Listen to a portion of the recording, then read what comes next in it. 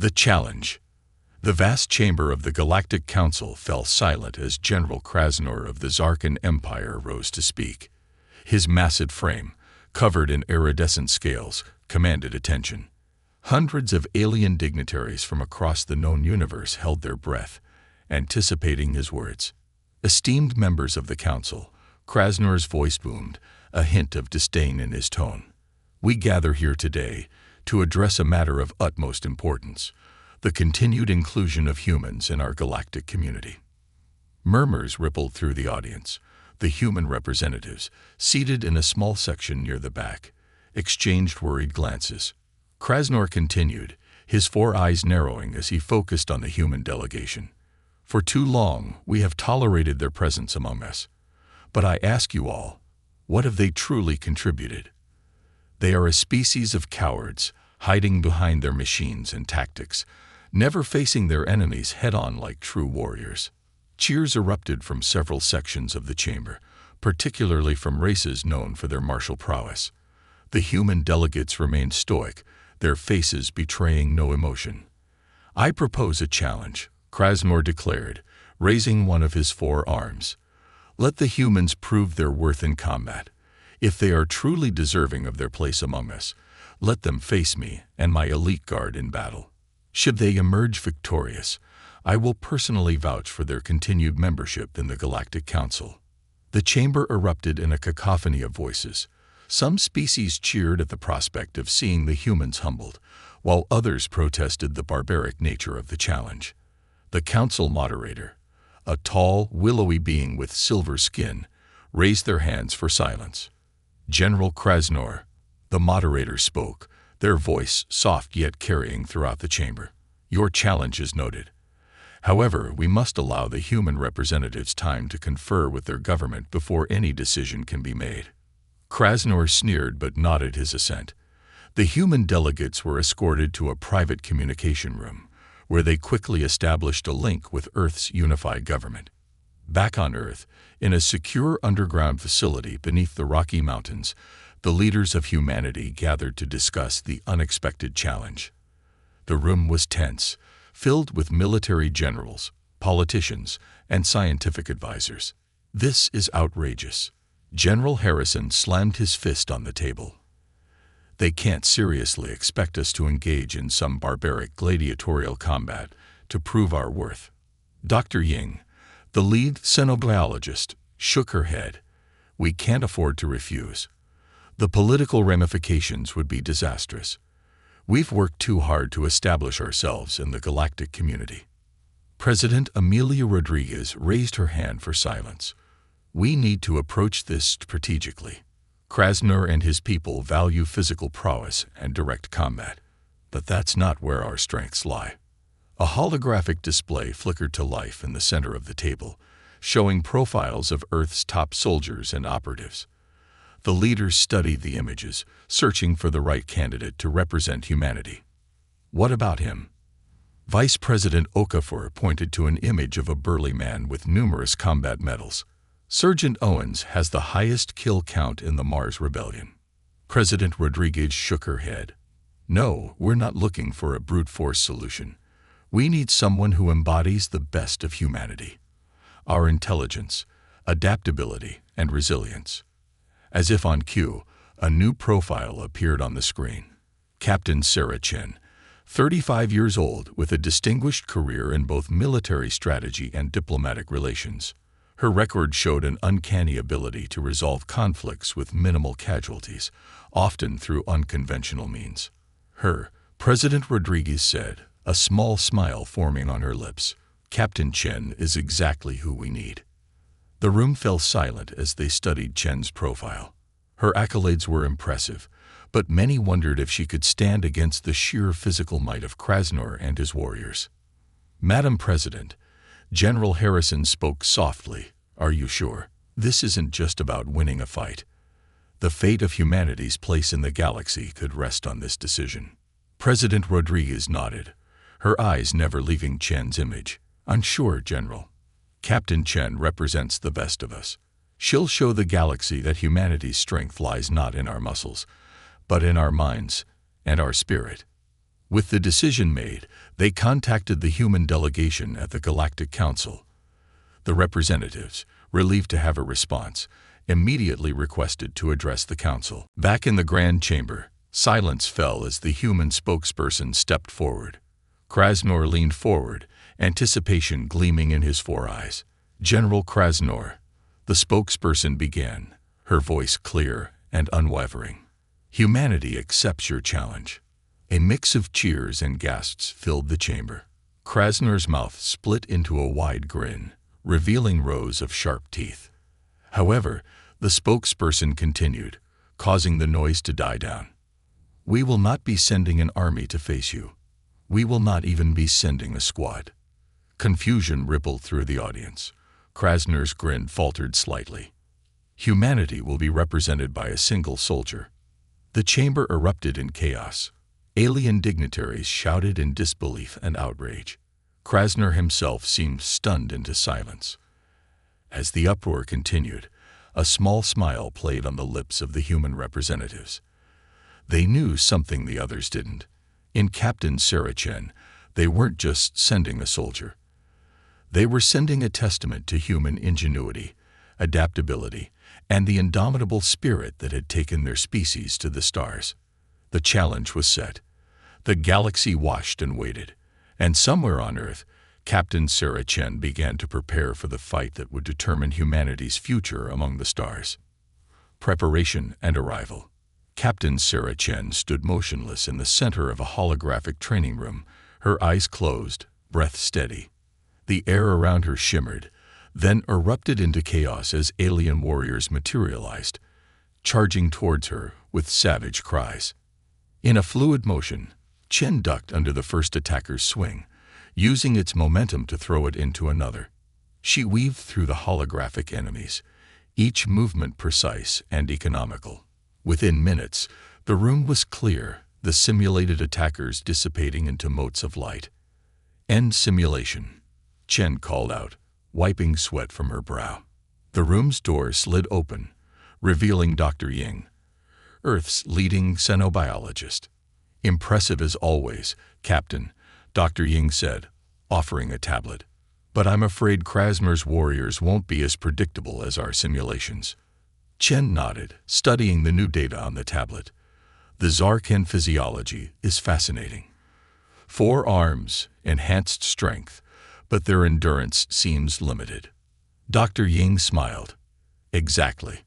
They evolved on a high-gravity world. Bursts of strength were necessary for survival, but prolonged exertion quickly depletes their energy reserves. A weakness we can exploit," Chen mused, her mind already formulating strategies. Over the next weeks, Chen's training intensified. She studied Zarkin culture, battle tactics, and physiology. Her days were filled with combat simulations, strategy sessions, and endurance training. Nights were spent poring over galactic treaties and the nuances of alien diplomacy. As the day of departure approached, Earth buzzed with a mixture of anxiety and hope. News feeds were filled with discussions about the upcoming confrontation. Some praised the government's choice, citing Chen's impressive record. Others worried that sending a single soldier, regardless of their skills, was tantamount to suicide. The morning of the launch, Captain Chen stood before the United Earth Council. President Rodriguez approached her, holding a small, ornate box. "Captain Chen," the president spoke, her voice carrying to every corner of the chamber. "You carry with you the hopes and dreams of not just humanity, but of every species that believes in resolving conflicts through intelligence and diplomacy rather than brute force." She opened the box, revealing a small, glowing device. "This is the culmination of our best scientific minds. A quantum communicator. It will allow you to maintain contact with us across vast distances. Remember, you do not fight alone. All of Earth stands with you." Chen accepted the device solemnly.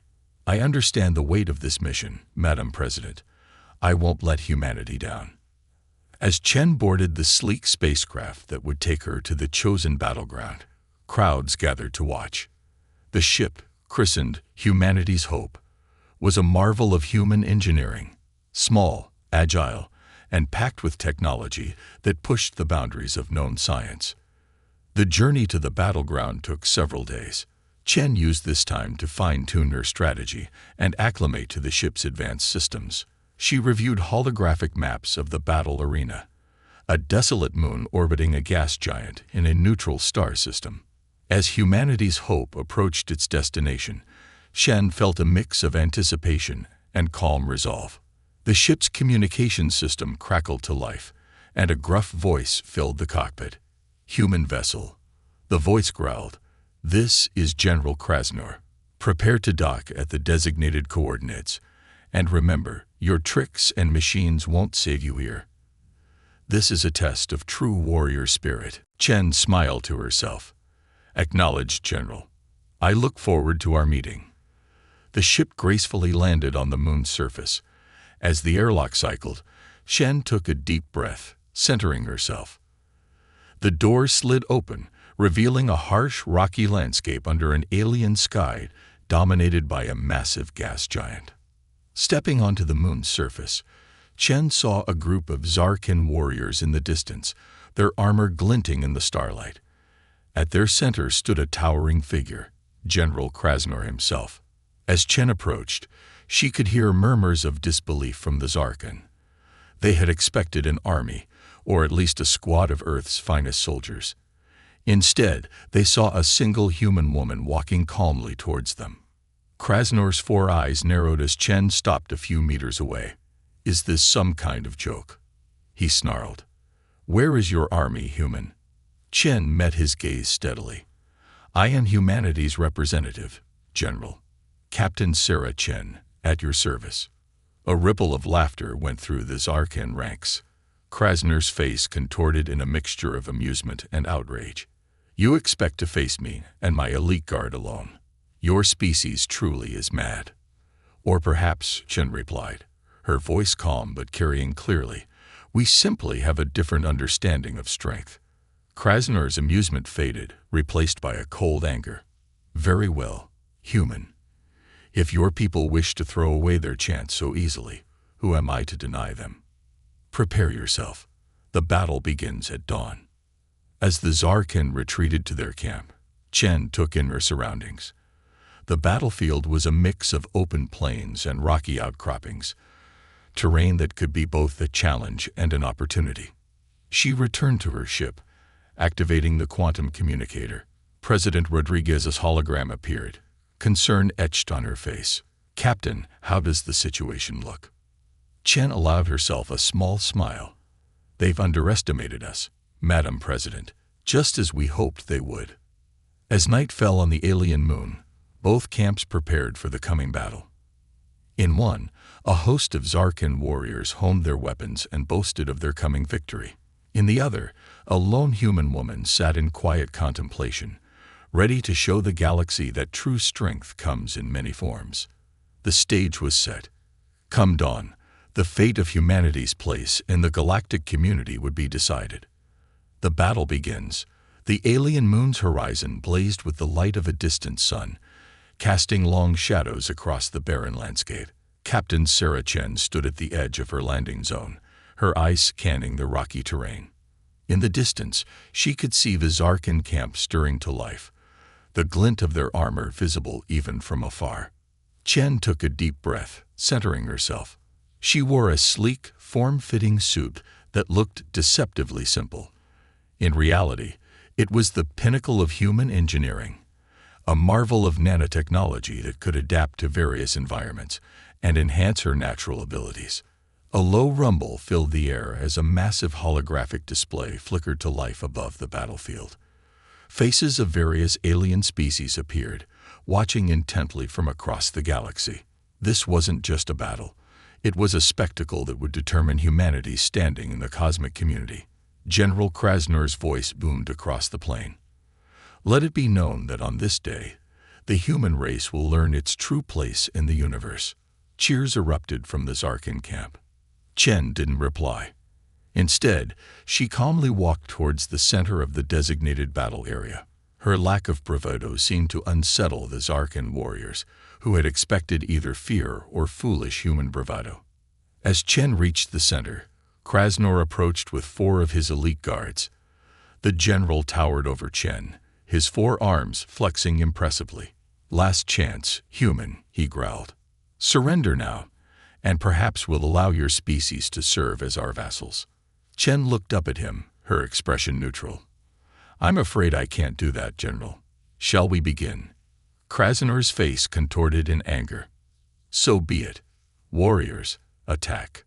The 4 guards charged at Chen, their massive forms promising to overwhelm her in seconds. But as they reached her, Chen moved with a fluid grace that defied their expectations. She ducked under the first guard's swing, using his momentum to send him crashing into another. In the same motion, she sidestepped the 3rd guard's attack, causing him to stumble forward. The 4th guard, more cautious than his comrades, circled Chen warily. He lunged forward, 2 of his arms reaching for her, while the others wielded wicked-looking blades. Chen's suit suddenly shimmered, and she seemed to blur. The guard's arms passed through empty air as Chen reappeared behind him, delivering a precise strike to a nerve cluster Dr. Ying had identified in their physiology. The guard dropped, momentarily paralyzed. The other 3, having recovered, charged again. This time, Chen didn't dodge. As they reached her, her suit emitted a high-frequency pulse that sent the Zarkin reeling, their sensitive hearing overwhelmed. From the sidelines, Krasnor watched in growing frustration. This wasn't the straightforward battle he had anticipated. The human wasn't fighting like any warrior he had ever encountered.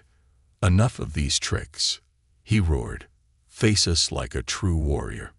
Chen turned to face him, her voice calm. "General, a true warrior uses every tool at their disposal. Strength isn't just in muscles and weapons." Her words were broadcast across the galaxy, and murmurs rippled through the watching audiences. Some nodded in agreement, while others scoffed at what they saw as human cowardice. Krasnor signaled, and a dozen more warriors joined the fray. They spread out, trying to surround Chen. She assessed the situation quickly, then sprinted towards a nearby rock formation. The Zarkin, eager for close combat, gave chase. As they entered the rocky area, Chen's tactics shifted. She used the terrain to her advantage, forcing the larger Zarkin to squeeze through tight spaces where their size became a hindrance. Every time they thought they had her cornered, she would disappear, only to strike from an unexpected angle. One by one, Zarkin warriors fell to precision strikes or found themselves trapped in narrow passageways. Chen wasn't trying to defeat them through brute force. She was systematically taking them out of the fight. Hours passed, and the Zarkin's initial confidence began to waver. More than half of Krasnor's forces were either incapacitated or trapped, while Chen showed no signs of tiring. Her suit regulated her temperature and recycled her sweat into drinking water, allowing her to maintain peak performance. As the battle wore on, the watching galaxy was treated to a masterclass in tactical warfare. Chen used every aspect of the environment to her advantage. She triggered rock slides to block paths, used the moon's lower gravity to make impossibly long jumps, and even manipulated light reflections to momentarily blind her opponents. Krasnor, watching his warriors fall to this unconventional fighting style, felt a new emotion rising within him: doubt.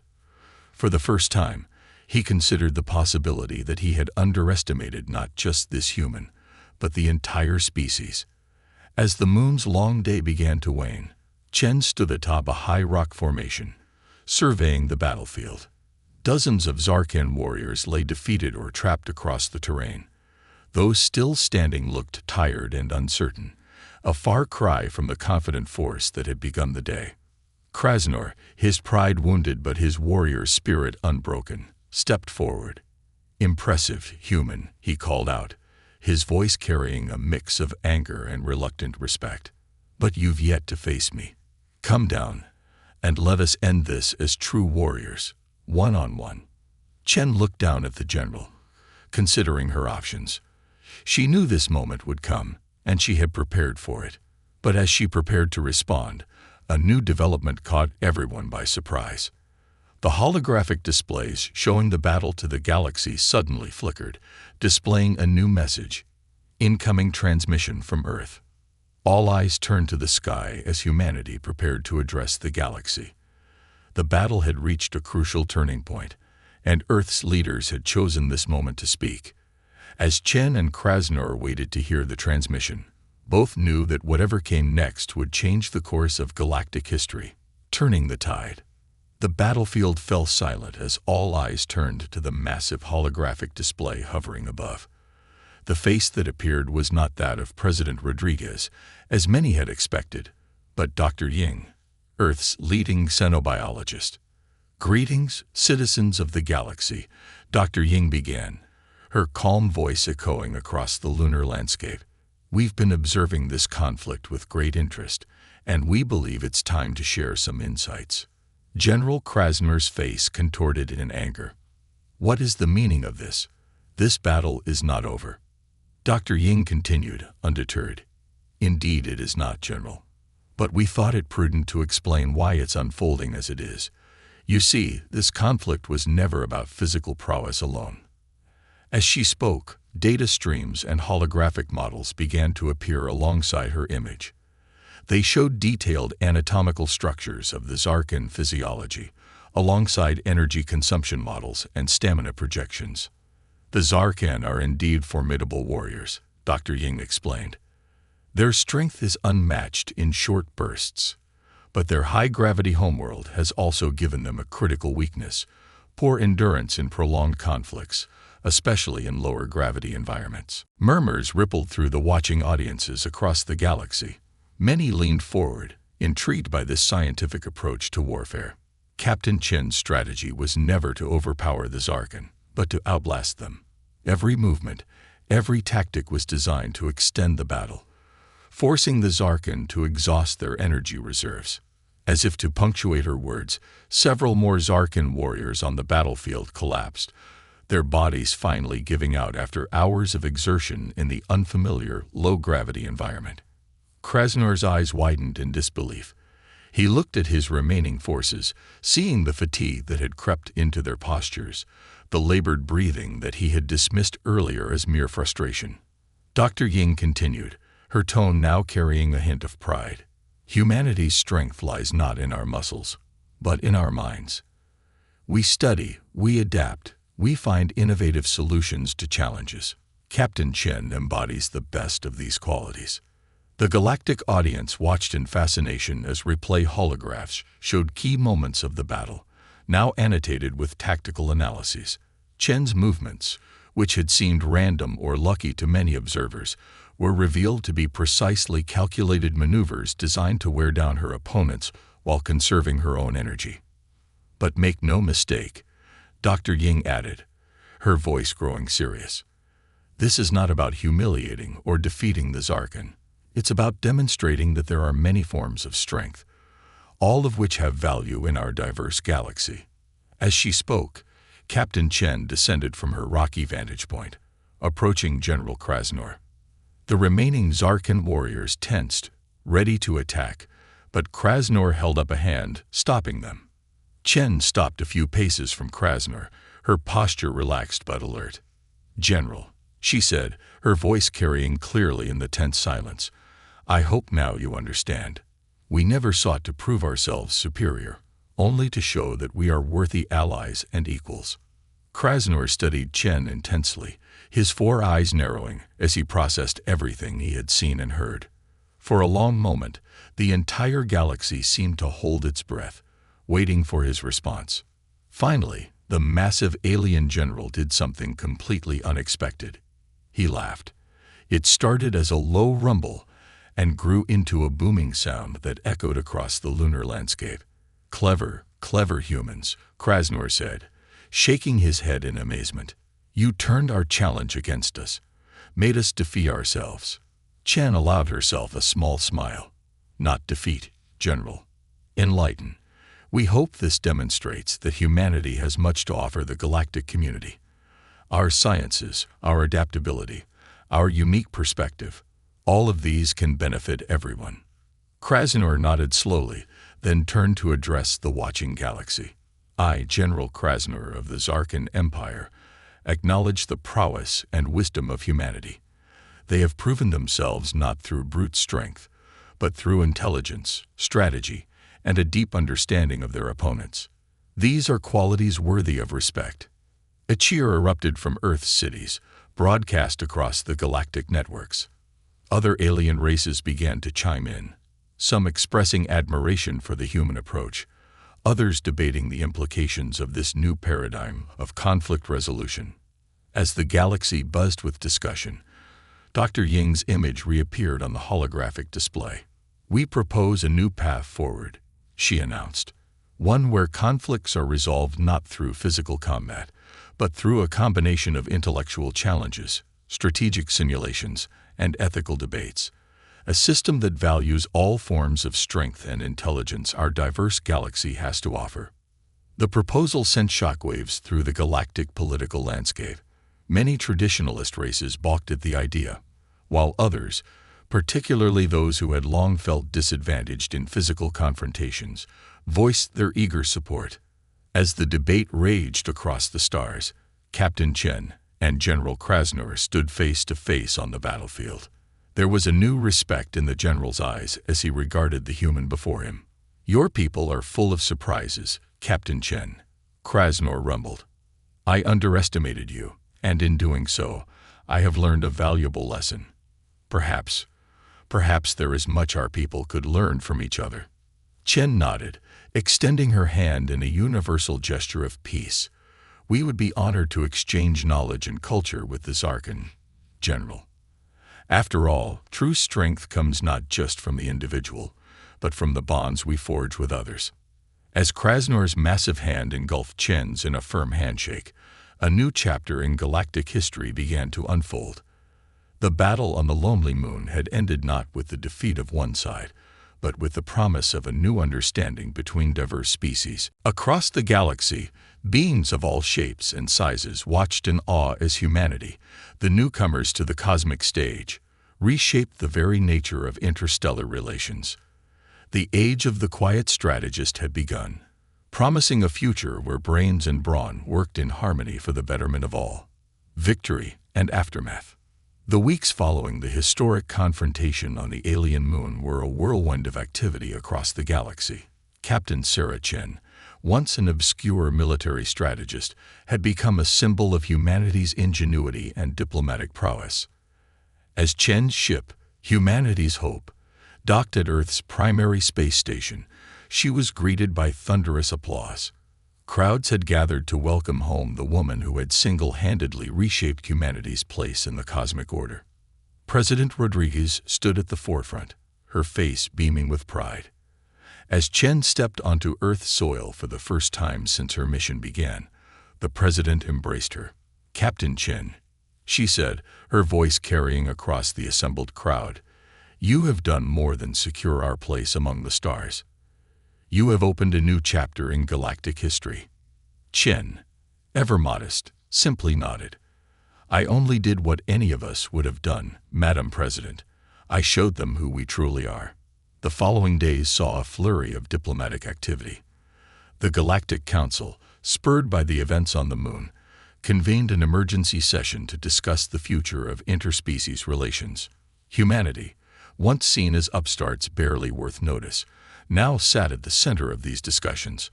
Dr. Ying, whose timely intervention had helped turn the tide of galactic opinion, presented a comprehensive proposal for a new form of conflict resolution.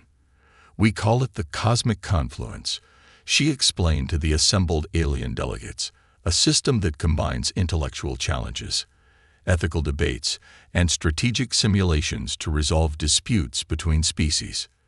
The proposal was met with a mix of excitement and skepticism. Many species, particularly those who had long felt disadvantaged by purely physical contests, threw their support behind the idea. Others, including some of the more martial races, were hesitant to abandon traditional forms of combat. It was during these heated debates that humanity's true strength began to shine.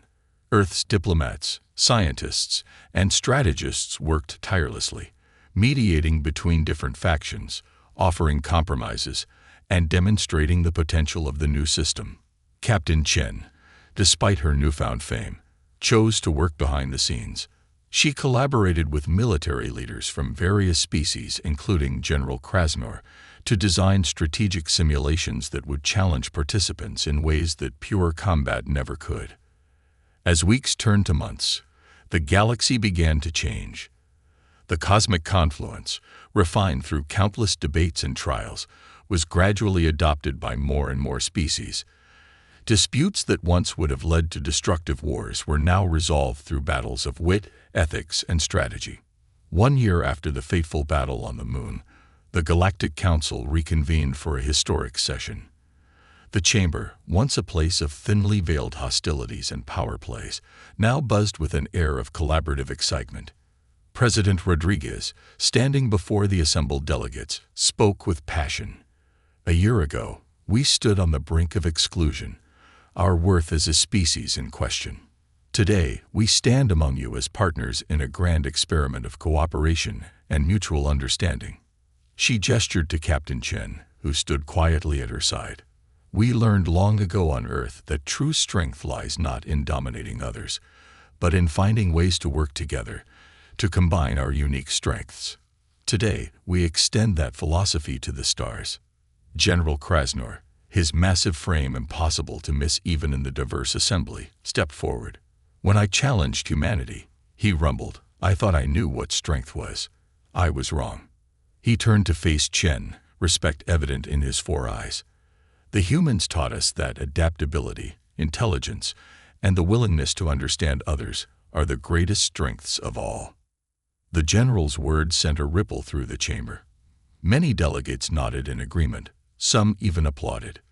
The mood was one of hope and possibility. As the session continued, a series of initiatives were unveiled. Joint scientific ventures between species that had once been bitter enemies. Cultural exchange programs designed to foster understanding across the galaxy. And at the heart of it all, the cosmic confluence, now formally adopted as the primary means of dispute resolution among Galactic Council members. In the years that followed, humanity's influence continued to grow, not through force or domination, but through innovation and diplomacy. Earth became a hub of interstellar cooperation, its universities and research centers attracting beings from across the galaxy. Captain Sarah Chen, the quiet strategist who had started it all, eventually retired from active duty. She dedicated her time to teaching at the newly established Galactic Academy of Strategic Studies, where students from hundreds of species came to learn the art of holistic problem-solving. On the 5th anniversary of the lunar battle, now celebrated across Earth as Confluence Day, Chen stood before a class of eager alien students. Her hair had begun to gray, but her eyes still sparkled with the same intelligence and determination that had changed the course of galactic history.